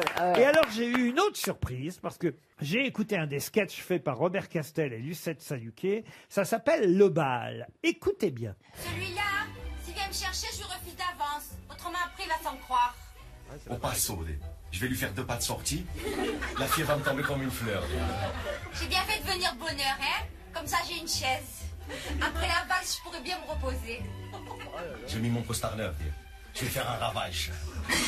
Non, mais j'ai pas mis assez de gomina. J'ai un épi qui est rebelle en Riera. Marie-France, elle a pas voulu venir avec moi. Total, je suis sûre qu'elle doit faire tapisserie à sa surprise partie. Tant pis pour elle, hein. Moi, je l'avertis. Moi, j'ai dit à Morisseau, 25 louis le stade, c'est cher, et même pour la finale de la coupe. Surtout si c'est un match nul. J'ai dit, mieux que tu viennes danser avec moi. Lui, il m'a dit, au bal, ça fait 5 dimanches que je vais avec toi, rien qu'on est debout, j'ai attrapé des crampes. Au moins, au stade, je vais récupérer. Moi, au bal, je profite bien. Hein. Je suis toujours la première arrivée, la dernière partie. Oh, je crois que j'ai un ticket avec l'autre fille là-bas. Il est minable, son cavalier, le costume qu'il a mis. On dirait un cataplasme. Oh, celui-là, depuis tout à l'heure, il s'arrête pas de me regarder. Moi, j'aime pas danser avec des plus petits que moi, alors. Mais dans ces balles, c'est toujours la même chose, hein. Après, ils vont venir me chercher tous à la fois, puis moi, je saurais plus donner de la tête. Je crois que je vais casser la baraque aujourd'hui. Oui, mais attention, faut pas que je danse trop, Déo. Mercredi, j'ai l'entraînement, peut-être que dimanche prochain, je jouerai comme remplaçant. Quand même, il est pas mal, ce jeune homme. S'il vient me chercher, je refuse pas, le pauvre. Autrement, après, il va croire que je fais du chiquet. Elle me mange des yeux, la fille. Après le tango direct, je lui file un rencard. Hein. Après le rencard, je l'emmène au ciné. Il me reste 1000 balles. Mettons 2 places à 300, ça fait 600. Je donne 20 balles à l'ouvreuse. Même si on boit un coup, il me reste encore pour prendre le bus. Ça s'appelle Le Bal et ça date des années 60, c'est-à-dire bien avant la drague de Guy Bedos et Sophie Daumier. Ça rappelle. Et alors là, On dirait pardon presque qu'on y pour la pense. mémoire de Jean-Loup Dabadi, parce que je crois que c'est lui qui a écrit La Drague. Mais bon, comme Jean-Loup Dabadi était d'origine nordique, je pense qu'il ne doit pas connaître. Il ne devait pas connaître Robert Castel et Lucette Saluquet, mais enfin, ça sent le plagiat, cette affaire-là, quand même. Ça évoque. Surtout qu'on dirait un peu Sophie Daumier, même, à la voix à l'international. Et la voix rappelle énormément ce Mais c'est absolument incroyable. Là, j'ai découvert ça ce week-end. On voulait rendre hommage à Robert Castel. C'est fait. Il devait être fier que son fils soit devenu Premier ministre, quand même. Hein. Jean Castex, c'est pas... C'est la même époque.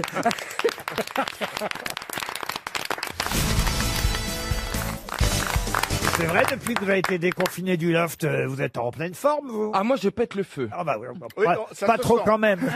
Vous m'avez sorti du caniveau. Oh, alors qu'il voulait être Je n'étais qu'une pauvre fille ignorante. Vous m'avez tout appris. C'est Vous m'avez tout c'est donné. l'hirondelle du faubourg. d'un coup. C'est quoi cette chanson, l'hirondelle du Beaufort? Dans la rondelle du faubourg. On rappelle. On m'appelle l'hirondelle du faubourg. Je ne suis qu'une pauvre fille d'amour. Née un jour de la saison printanière. Une petite ouvrière. Eh ben, on dirait, voilà. Ici Radio Stevie, Paris. Stevie, on dirait ça. On dirait une pauvre. Ils ont pris un coup, Tonnet Chardin. Hein. Ah putain, raison morflée. Monsieur Ferrand, je savais pas que vous pouviez chanter en deux. Toute la chanson réaliste populaire. Moi aussi. Ah, oui. Pourquoi- mais C'est pourquoi ça dit aujourd'hui, Un tour de dimanche.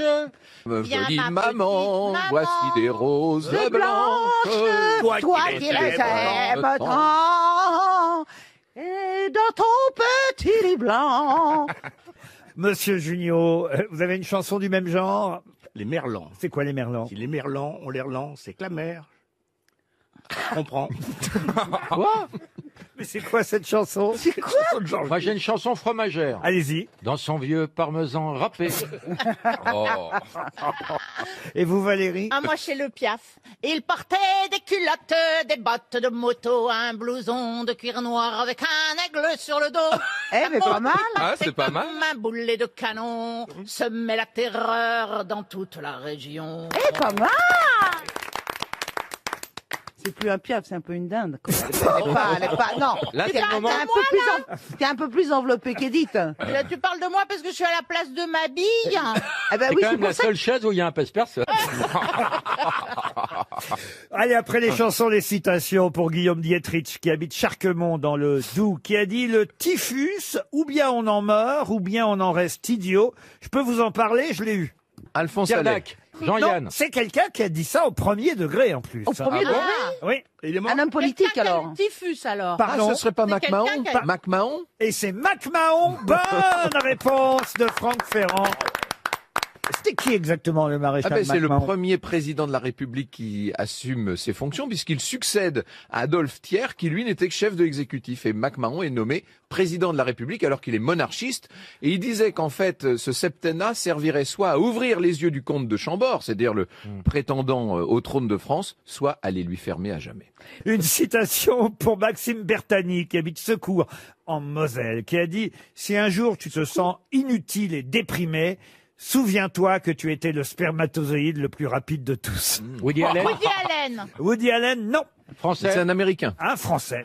Mort. Un Français mort. Bedos. Pas Bedos. Jean-Loup Dabadi. Non, mais un de nos habitués. Coluche. Coluche. Bonne réponse de Valérie Mérès. C'est bien Coluche. Une Non, citation. mais c'est injuste parce que Valérie a couché avec Coluche, Isabelle a couché avec Sacha Guitry. Alors évidemment, elles connaissent la réponse. On va faire des trucs sur les animaux, ça va te plaire.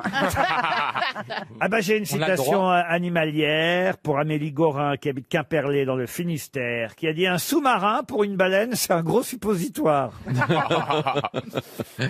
C'est quelqu'un qu'on cite moins souvent, qu'on aimait bien, avec qui Gérard Jugnot, Valérie Mérès et peut-être Isabelle Mergo ont tourné d'ailleurs. Oui, Trégo. Darry Cole Darry Cole, non. Hubert Deschamps. Hubert Deschamps, non. Bon, Robert Castel. non, pas Robert Il Castel. a tourné comme acteur. Comme acteur, quelqu'un qui est venu de temps en temps aux grosses têtes dans les Jean années... Carmet. Ah, Martin Lémotte. Jean Carmet. Jean Carmet, bonne réponse de Gérard Jugnot. Vous avez entendu ce qu'il a dit, Stevie? Non, Martin Lémotte. Oui, vous voyez. on dit pas Martin Lémotte, enfin, Oui, Stevie. oui, je me suis trompé.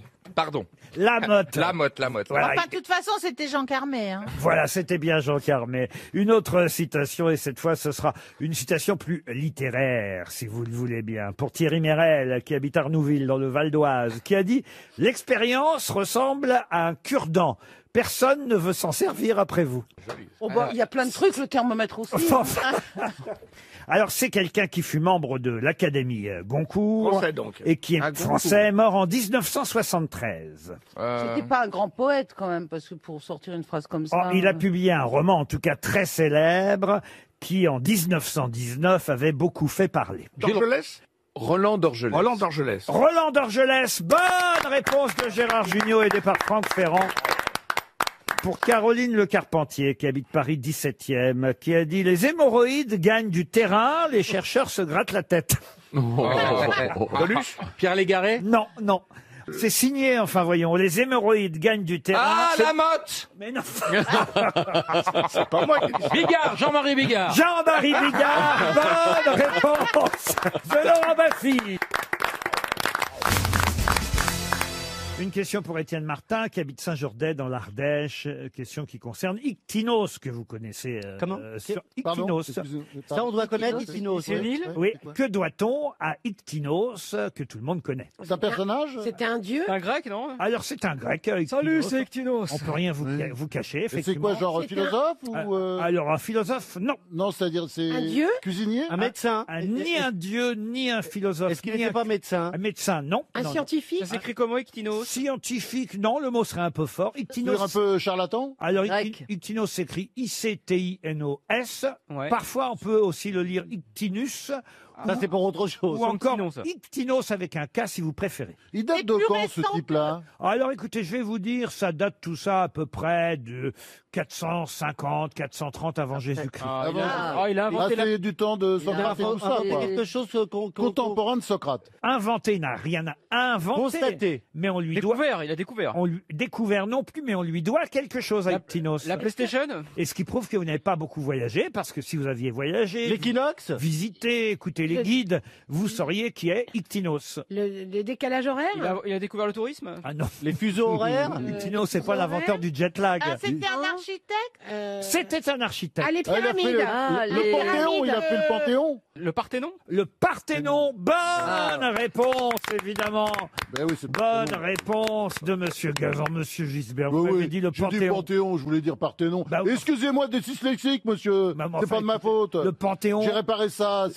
Vous n'avez pas le droit. Le Panthéon n'est pas construit par Ictinos, mais par... Par Soufflot. Exact. oui, oui, oui. On Par a Soufflot. Non, mais vous n'avez on a pas le droit. suffisamment posé la question Bien sûr. ici Bah oui. pour que vous rappeliez que Soufflot Une émission sur deux, à peu près. Soufflot est l'architecte du Panthéon, alors que là, avenue. alors là, on parle du Parthénon, Ouais. qui a été conçu avec Callicratès et Phidias, à Athènes, évidemment.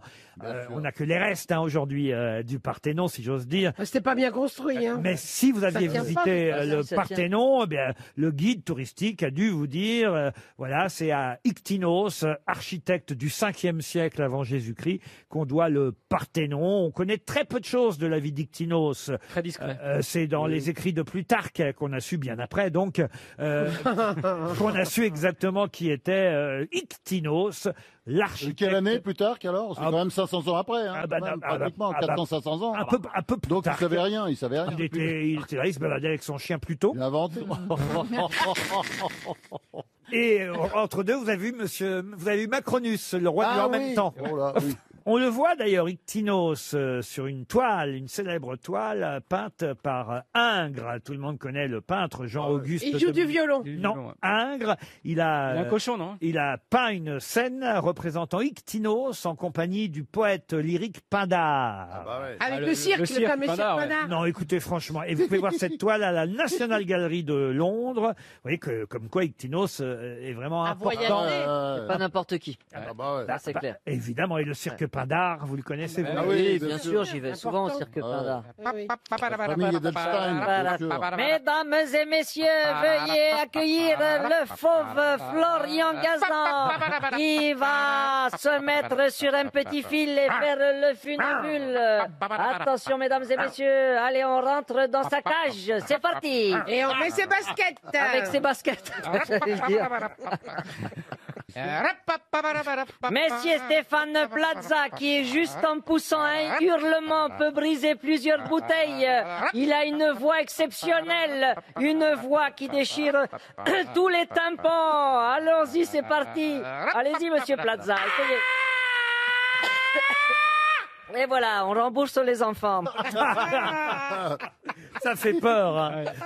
Oh, ça fait peur. Ah oui, moi aussi, ça des horreurs. Je crois que je préfère encore visiter le Parthénon et me rappeler que c'est Ictinos qui en était l'architecte.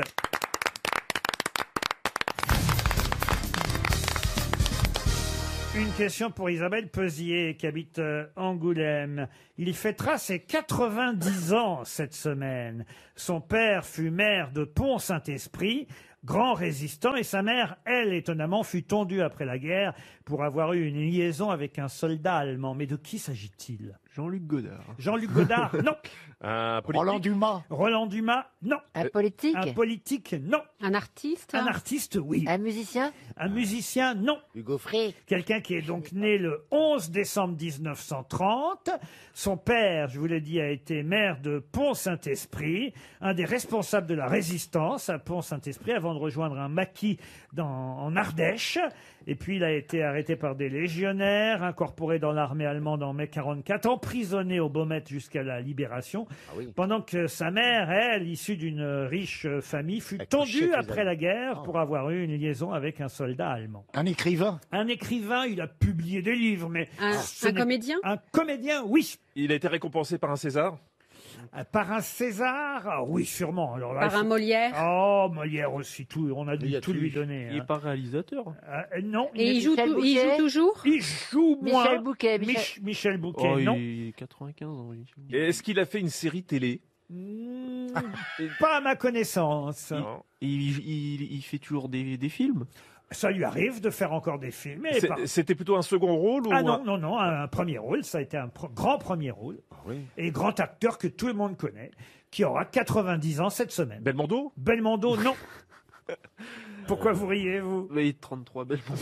Ah mais c'est vrai. ouais. C'est vrai Ça que va. moi aussi j'aurais été mort de rire sur la différence. Ouais, là, À 3 ans près. 3 ans, c'est moi et mon frère. Hein, quoi. Ah bah oui. Enfin, Il a raison, Paul. ça change tout, 3 ans. Bah oui, bien sûr. Non, mais vous avez raison de les reprendre. Il n'y a, Mais pas bien que- il y a pas que sûr. moi qu'il faut reprendre ici. Non, Hein. mais C'est pas Alain Delon. Ce n'est pas Alain Delon. Non, C'est quelqu'un qui était dans la bande de Belmondo.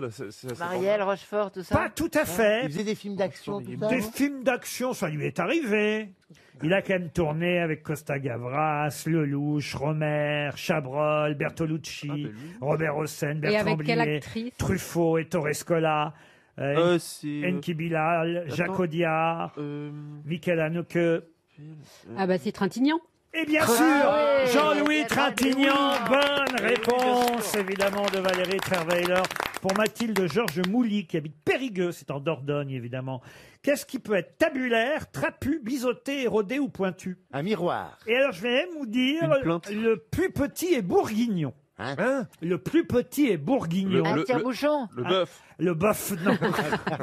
Tabulaire. Le plus petit est bourguignon, mais il peut aussi être tabulaire, trapu, biseauté, pointu, érodé. L'andouillette. L'andouillette, non. C'est de la nourriture. La nourriture, non. Un instrument de menuisier. Non plus. Un végétal. Un végétal, non. Un peigne. Un peigne, non. Est-ce que c'est un outil?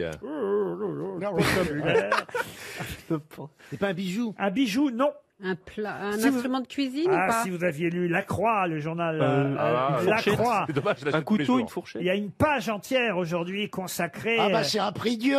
non, à ce qui C'est peut dans La Croix. Ah non, c'est que La Croix est un très bon journal Oui. qui ne parle pas que de religion. Non, Ah c'est bon vrai. Qui donne de vraies informations. C'est pas un. Moi, j'adore La Croix. Oui, moi, oui, j'aime c'est un bien. très bon journal. Ah, ouais. Tabulaire, trapu, biseauté, érodé ou pointu. C'est quelque chose de liturgique. Non, non, on vient de vous le dire, C'est pas- Chantal. Ah d'accord. C'est pas un animal. C'est pas un chroniqueur. Non, parce que ça marche. Hein. Est-ce que c'est lié à la un chroniqueur cuisine érodé, un chroniqueur Trapu, ça pointu. passe. Voilà. Ça passe. Ce serait pas les Bourguignon sapins de aussi, ça Noël. passe. Bourguignon aussi, ça passe. Sapin de Noël, non. Un escargot. Un Ça a rapport escargot, avec Noël? Non. ça n'a pas de rapport avec Noël. C'est un objet quand même. Un objet, non. Un phénomène météorologique. Un phénomène, on va se rapprocher en tout cas. Le soleil? Le soleil, non. Un nuage. Un nuage, non. Un truc qui tourne La là. pluie? Oh, j'aime bien, Un j'aime truc bien. Un tourbillon. Un tourbillon, non. Une tornade? Une tornade, non. Et la pluie. Et la pluie, non plus. L'orage. Et l'orage. Au désespoir. Oh, Toute l'orage. la pluie Un tombe nuage. sur moi. Un nuage, on l'a déjà dit. On l'a déjà Ah oui. dit. Mais c'est vraiment Les météorologique. montagnes? Le verglas, non, mais on se rapproche. La Ça se passe neige. en hiver, ça se passe La en neige. Les hiver. flocons de neige? Les congères. Les congères, on se C'est pas des rapproche. flocons? Un flocon. Un flocon, non. Un glacier. La banquise. Un glacier. Pas un glacier. Un iceberg. Un iceberg. Bonne réponse.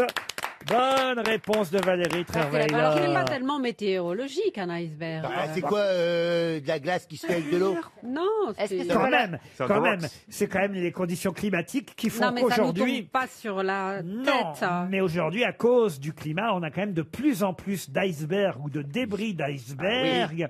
Les géographes les appellent les tabulaires et c'est un danger d'ailleurs pour les marins du Vendée Globe. Voilà pourquoi Ils se détachent. on nous en parle dans le journal La Ah oui. Croix aujourd'hui. bordant l'Antarctique. C'est une zone risquée pour les navigateurs du Vendée Globe que cette zone dans laquelle on peut trouver des icebergs tabulaires. Alors, un iceberg tabulaire, ça veut dire qu'il est de forme plate, avec une longueur supérieure 5 fois à sa hauteur. Et on peut mettre les jambes en dessous si on veut manger dessus. Pardon? On peut mettre les jambes sous la table. Si vous voulez. Voilà. C'est comme une barrière de glace. Alors, vous avez l'iceberg trapu qui, lui, présente un dessus plat et des flancs verticaux abrupts, puis biseautés, érodés, pointus. Et le bourguignon, c'est le petit. C'est le petit glaçon qu'on met dans le kir. Et pourquoi on appelle ça bourguignon? Ah ben c'est comme ça. L'iceberg bourguignon, il fait moins d'1 mètre de hauteur et moins de 5 mètres de long, alors que le très gros iceberg, vous savez comment ça se dit un très gros iceberg? Comment ça se dit? Ça se dit a very large iceberg.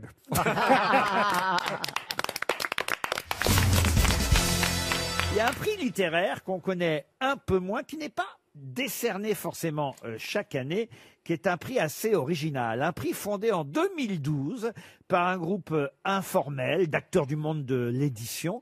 Pouvez-vous retrouver le nom de ce prix littéraire proclamé pour la première fois en 2012 sur la radio, une radio concurrente certes, mais néanmoins amie, Radio Nova? Ça serait pas le prix de Flore? Le prix de Flore, non. C'est un nom d'auteur? Un nom d'auteur, non. Le prix du plus mauvais bouquin? Non.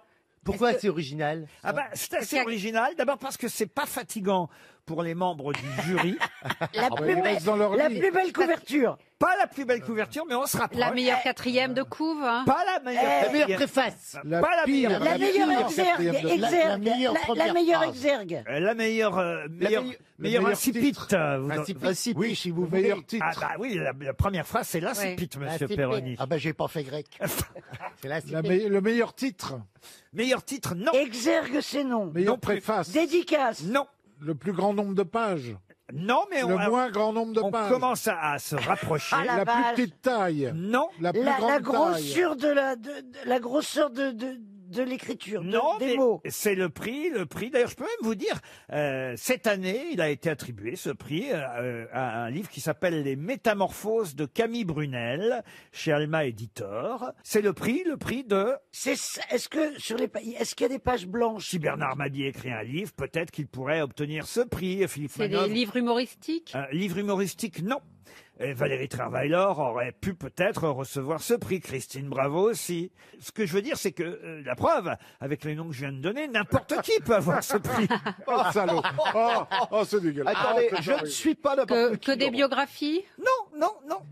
C'est au poids. Pas au poids non plus. Non, ce sont des livres normaux, mais dont le prix est décerné en fonction de quelque chose que vous n'avez pas encore trouvé. De l'âge Pas des du romans. mec? L'âge du mec, non. Roman ou pas roman? Oh, ça peut être des essais, des romans. C'est la forme que il y a un truc de non, visuel. non plus. C'est visuel. Non, c'est pas la forme. Le livre, je vous dis, peu importe le livre. Fond. Ça peut être un beau livre. Ça peut être un très beau livre, un mauvais livre. Mais écoutez, c'est la décision qui est prise qui donne le nom au prix, voyez-vous. Est-ce que les jurés sont obligés de les lire, les livres? Ça, c'est intéressant. Pas forcément en entier. C'est un livre qui D'où commence- d'ailleurs le titre de ce prix. C'est le prix Il était une fois ou un truc Non. comme ça? Le non Le prix de la dernière phrase? Prix de la postface. Le prix de la postface. Non. De la dernière phrase? Non plus. De la dédicace. Ah, il vous reste 30 Oh, secondes. On va pas encore possible. donner 300 €. Hein. Les questions sont très difficiles. Est-ce qu'il est possible pour un des jurés de lire rien du tout? Ah non. Pas obligé de le lire en entier. Les C'est donc La loterie. Non. Pas obligé de... Du début? C'est le prix du livre qu'on n'est pas début? obligé de lire en entier. Le prix, Non plus. Mais ça, c'est le drôle. prix du début? Ça, il y a beaucoup d'animateurs qui le décerneraient. Le prix De la meilleur, préface? le De la marque-page. préface? La préface non plus. L'alphabet. Non, c'est un truc. Encore un On chèque y pense RTL. pas, ouais. Un chèque RTL qui s'en va. Le prix de la page 111. Le prix de la page 111. C'est un prix littéraire français qui est proclamé chaque année depuis 2012. Ça fait 8 ans donc que ça existe. Et effectivement, les membres du jury ne lisent que la page 111 et en fonction de cette page, ils décident si c'est un bon livre. Oh, les fainéants. Mais Non, mais... qui y pas. a dans le jury? Ah oui, il y a qui? On veut des noms, là. Des c'est Norbert, dingue, hein. des gens comme ça. Alors non c'est un groupe de 7 écrivains écrivains au départ. Il y avait Charles Recourcé, Bertrand Guillot, Richard Guettet, Julien Blangras. Ils avaient picolé le jour où ils ont décidé ça. Ah ouais. Victor Pouchet, Claire Richard, Maria Pourchet. Et ils décernent effectivement le prix de la page 111. Mais. Quoi, Ça fait vendre, vous croyez? Ah bah écoutez, si, je sais pas si ça Est-ce fait que ça Vous vous fait rendez l'effet compte, concours vous arrivez dans un dîner, vous dites « Oh, je viens d'avoir le prix de la page 111 ». Non mais franchement, c'est pas sérieux. Hein. Outre le prix de la page 111, existe aussi le prix de la page 112. Et je vous jure que c'est vrai.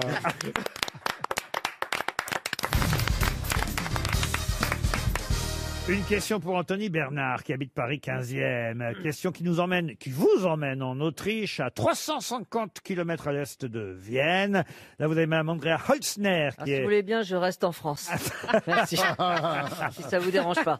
Mme Holzner est maire conservatrice de Tarsdorf, une ville donc à quelques kilomètres, à des centaines de kilomètres de Vienne. Et d'ailleurs, à cette ville de Tarsdorf est associée une autre commune qui vient de changer de nom. En effet, parce qu'il y avait trop de gens qui venaient se faire photographier devant le panneau d'entrée de la commune. Comment s'appelait cette commune qui vient de changer de nom? Et comment s'appelle-t-elle maintenant? Hitler, elle s'appelait? Ah non, elle s'appelait pas Hitler. C'est une commune là-bas? C'est une commune là-bas? Ah oui, une commune. C'était le nom d'un responsable nazi? Ah, le nom d'un responsable nazi, non. Ou alors c'était pas Anus? Anus, non. Mais on n'est pas loin. Oui, parce que c'est comme mon cul. Non, mais attends, excuse-moi. C'est l'équivalent de mon cul en allemand, non? Écoutez, je peux pas vous dire d'ici, mais... On peut... Mais on peut le comprendre. Mais c'est un nous, gros les, mot. nous, les Français, on peut le comprendre. Ah, c'est international. C'est international. Scheiß. Fuck, Scheiß. Fucking. Fucking. Bonne réponse de Florian Gazan. Effectivement, les gens venaient se faire photographier devant le panneau de fucking, qui est donc devenu, qui deviendra d'ailleurs, parce que ça n'est pas fait, ça a été voté, mais le changement va s'opérer à partir du 1er janvier prochain. À partir du 1er janvier 2021, le village de Fucking s'appellera... Mother fucking. Fuck you. Non, ils ont mis 2 G à la place du C et du K. Ça s'appellera Fugging. Maintenant. C'est vrai qu'on n'a pas envie d'aller se faire photographier.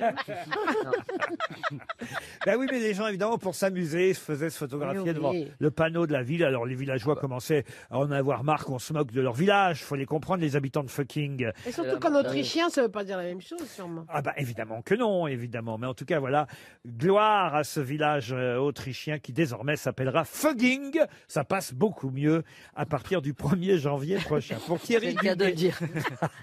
C'est jumelé avec le Marais.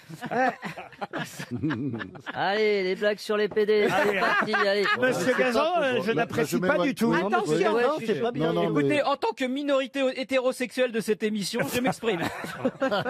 Oh non, c'est choquant. Non, écoutez, aujourd'hui, je suis désolé, je suis minoritaire aujourd'hui. Voilà. Oui, enfin, on va en outer un ou deux et puis voilà. Gisbert a dû à France. Il a picoté. T'as chanté les 2 chansons? Non, une fois. Non, mais le point tu l'as pas écrit qu'avec un T. Franchement, ça m'aurait bien plu, mais l'occasion ne s'est jamais présentée. Je lance un appel, Il lance un appel. Je lance un appel. Oui, je suis ouvert. T'es hétéro-curieux quand même. Oui, bien sûr, je suis curieux. Je m'intéresse à toutes les expériences, mais non, ça, je ne plais pas aux hommes. Oui, ça, il faut le dire. Peut-être qu'on finira ensemble, Élie. Ben oui, mais j'en ai bien l'impression, tu sais. C'est pour ça que je disais rien, mais j'étais en train de me poser la Je question. vois qu'entre nous, il se passe des choses. Mais depuis que papa est mort, ouais. C'est marrant. Ça a libéré un truc. Maintenant, ça vous libère. Tu vas pouvoir faire ton coming out. Voilà, c'est ça. J'ai l'impression. Quand les parents Attendez que je comprenne, vous dire que je vous fais penser à votre père. Non. Non, mais c'est vrai, Alors, quand je vais vous les dire, parents sont oubliez-moi morts. aussi. Quand les parents sont morts, c'est plus facile. Une autre question pour Alejandro d'histoire. Quesada Acosta, question littéraire. Et là, Monsieur Gisbert, Monsieur Ouais, Gisbert mais il n'est pas en forme aujourd'hui. devrait pouvoir Il a bien enfin dormi. briller, France. Monsieur Alejandro Quesada Acosta habite Molenbeek, qu'on connaît bien, Ah oui. en Ah oui, Belgique. j'étais en vacances, tiens, à Molenbeek. C'est génial. Moi, j'ai C'est tourné super. là-bas, moi. Oh, écoute, ouais, c'est ouais, formidable. C'est tellement Il y a un pittoresque. monde. Moi, j'ai fait des Et conférences. puis alors, on est Oui. allé le soir, on fait des booms et Oui, tout. Ah non, bien c'est sûr. génial. Ah, c'est T'as plein d'appartements. Et c'est là que tu tournes des films porno aussi. Là. À vous de retrouver le nom d'un écrivain célèbre, qui fait partie d'ailleurs des meilleures ventes en ce moment, hein, dans le top 10 des meilleures ventes, mais un écrivain qui a écrit très peu de romans, 3 seulement. Ah. Je vais vous donner les 3 titres de ces romans, car c'est souvent pour des essais qu'il est dans les meilleurs classements des ventes, c'est encore le cas en ce moment. Alors voici les 3 romans qu'il a écrits, pouvez-vous me retrouver son nom? L'Indésirable, La neige brûle et Comète ma comète. Régis Debray. Régis Debray, excellente réponse. Bravo. Bravo. Il fallait libérer France. Bravo Gisbert. Bravo. Une question pour Lola Prisque qui habite Paris 19e. Quelle célèbre phrase doit-on à Jean-Pierre Rosnet? C'est votre dernier mot? Oui. C'est une phrase qu'on utilise ça, tous les c'est jours. Jean-Pierre Foucault. Ça. C'est une phrase qu'on utilise tous les jours. Ah non, mais c'est une phrase qui est restée dans la mémoire et qu'il arrive parfois que nous prononcions ici même. Monsieur Perroni, je sais, on est souvent le vecteur dans cette émission. Ah bah c'est patron, la même chose. Non, non, j'ai pas dit au bar, j'ai Ouais, dit c'est dans ça. l'émission. Sinon, c'est pas plus haut que le bord, je crois. Pas plus haut que le bord, non. C'est lié à quelque chose de la vie quotidienne. Alors ou- Jean-Pierre Rosnet, il faut quand même le dire, était un écrivain français. Il est devenu aussi, il faut le dire, un animateur télé et radio, mais on va dire de façon éphémère. Il avait une émission qui lui appartenait, qui lui était propre, mais qui n'était pas, comment dire, régulière à la télévision ou à la radio. Est-ce que c'était un gimmick de son émission? Oui, c'est une phrase qu'il prononçait au début de l'émission et qui est restée dans toutes les mémoires. Remets ta culotte, Simon. Non. Amis du soir, Chers bonsoir. amis, Amis du soir, bonjour. bonsoir. Pardon? Amis du soir, bonsoir. Presque. Amis du jour, bonjour. Non, mais vous êtes tout près, monsieur Lemoyne. Chers amis, bonjour. Non, mais il s'agit de retrouver peut-être le type d'émission, et là, vous allez compléter cette formule, C'est monsieur. une émission C'était le jeu des 1000 francs. musicale? Une émission musicale, non. De jeu? De jeu. De jeu, non. Qui passait plutôt le matin. Oh, ça passait à toute heure. D'information. L'after du soir. D'information, non. C'est littéraire? Littéraire, oui, mais plus précis que ça encore. Au Plus théâtre ce précis soir? que littéraire. Au théâtre ce soir? Au théâtre ce soir, non. Si vous trouvez le genre d'émission, vous allez évidemment... Une émission littéraire, Li- peut-être. Oui, mais plus précisément, C'est quoi? Le masque et la plume. non. C'était une policier. émission sur la poésie. Oui, et donc la Le phrase... club des poètes. Et donc la Le phrase... club des poètes. Amis Les poètes, chers poètes, bonsoir. Amis poètes, Amis bonjour. poètes, bonsoir. Alors, Amis poètes, bonsoir. quasiment... Ami poète, bonjour. Non, mais... Amis poètes, poètes.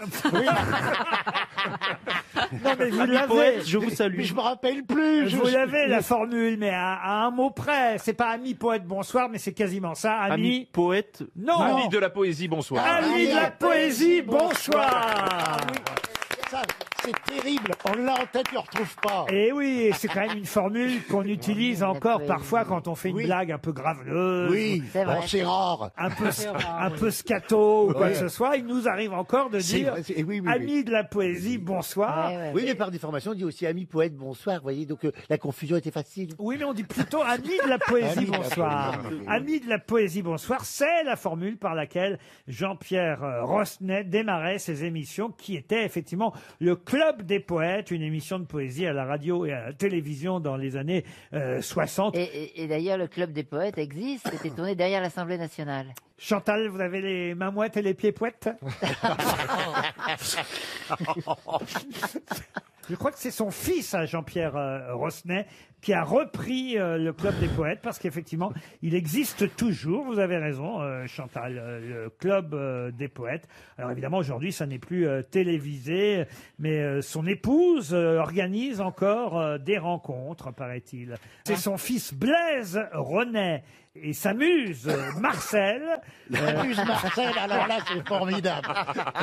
Et voici le poète. Jean-Pierre Rosnet, il s'amuse Marcel. Mais non, mais ça existe encore, je vous jure. Mais à l'époque, il y avait quand même des grands noms, évidemment, dans le Club des Poètes. Il y avait Louis Aragon, Raymond Queneau, Pablo Neruda, Léopold Sédar Senghor. Alors, vous voyez, c'était quand même quelque chose. Il y avait un truc de Bobby Lapointe. On est loin des grosses têtes avec Chantal Lao-Tseu. Il y avait un truc de Bobby Lapointe, c'était elle a l'œil vif, la fesse fraîche et le sein arrogant, et l'autre œil et l'autre fais si tout également. Et quand je lui dis, Marcel, est-ce que t'as fait la vaisselle? Elle me dit en rigolant, tiens, voilà le printemps. Marcel, t'es bien la plus belle de toutes les jouvencelles. Marcel, et puis je me rappelle plus après. Amis de la poésie, bonsoir.